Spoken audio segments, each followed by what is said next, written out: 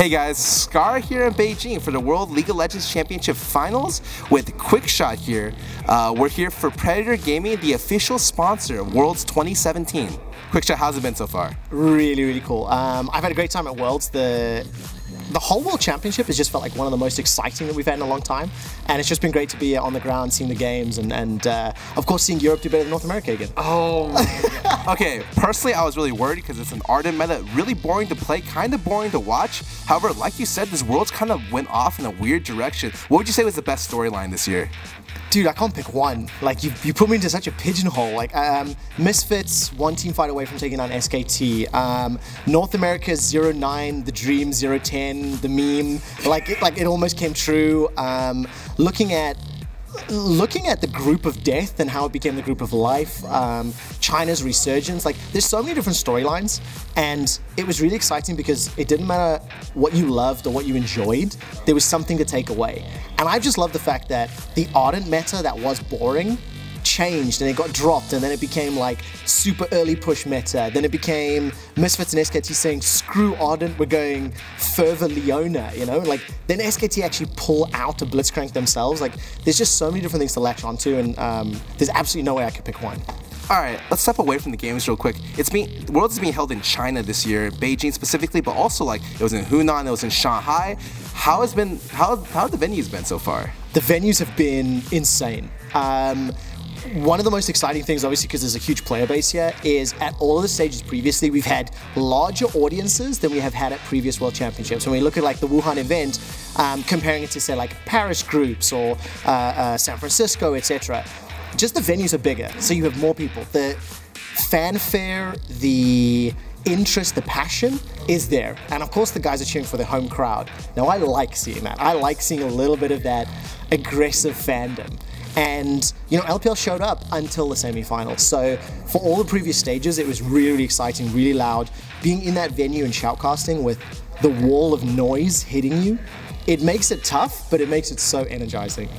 Speaking about having like that home crowd advantage, like we're at the finals right now, and unfortunately no Chinese team actually made it here. Do you think that's gonna affect the crowd here at the Bird's Nest, or do you think, you know, that's just people saying stuff? I definitely think it's gonna have an effect. Is it going to be game-changing? Are we going to lose half the audience? No, not at all. Faker and SKT are one of the biggest brands internationally, and Faker and SKT as an organization, they've actually done a bunch of tours, a bunch of show matches. They come to China very regularly.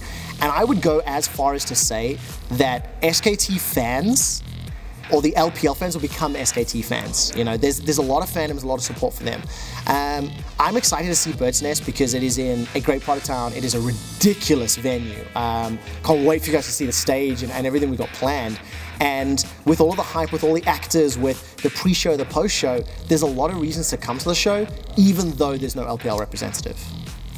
Speaking about SKT, they're looking kind of, I wouldn't say flimsy, they're looking kind of weak this year. We had Season 3 SKT smash the event, you know. Season 5, Season 6 pretty much smashed the event.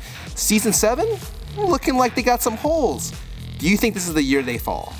God, I hope so. I would love to see them lose in the final. I would love to see Samsung Galaxy hoist that trophy after the most insane year. You know, this team that made finals last year, everyone counted them out. SKT, I hate saying this because we've said it so many times before, this is the weakest they've ever been. They might lose this time. You know, they're 10-0 in elimination matches, meaning if they lose a game on that streak, they're out of the tournament. They've been down 2-1 in both of their best of fives and won the best of 5. Do I think they're gonna lose? No, I don't know if they can, but I really want them to. I really want to see the Dynasty end. I want to see a new champion. I want the world to be stunned. And the only way for that to happen is for Faker and SKT to lose. So a lot of people say that there could be a chance that, like, let's say Faker gets too tired of winning. They win this year, they win next year, and let's say he just retires, or that SKT kind of dissolves. Would you like to see them get beat, or do you just want there to be a new team on the throne? It's such a tough question. I really don't know. Okay, so there's two parts. I think as a fan and as a viewer and somebody that loves League, I would love for the Dynasty to have 3 back-to-back championships, another world title, and then them to walk away, you know, step away, be the superhero. I don't want them to pull a Michael Jordan and step away to play a different game and then come back and, you know what I mean? Like, so I think as a fan, I would love for that image, that undefeatable, never attainable goal will happen again. As a shoutcaster, I want them to lose because I have a better story to talk about. I then have this fallible record. I have this fallible player, this, you know, there's not irreverent story. So I'm torn. I need to think about it more, but I think today, in the venue, seeing everything, I'd love to see it crumble. I just want to see the world burn, you know? So would you say that's the #1 reason to tune in tonight? Because there's a lot of reasons out there. A bunch of storylines coming in. You have, you know, probably the cleanest Korean team against the rockiest SKT, but in the end, is just come down to let's watch Faker lose. Legends never die, or they do, right? And you either support the underdog and you can latch onto that underdog and you want to see the heroes fall, or you want to see the trend continue. And like, I'm going to bring it back to an EU and an NA reference, like seeing TSM win all the time. If you love seeing TSM win, that's why you tune into them in the final. But if you don't love seeing them win, you really want them to lose. G2 esports in Europe, it's the same thing. Like, you either really want them to win or you really want them to lose. And I do think the narrative is about SKT. I do think it is framing them, because either way, it is a monumental accomplishment. And I think that's why you tune in. Great. Well, this is Scarra here at the World Championship Finals, brought to you by Acer and Predator Game. Thank you guys, and have a nice day.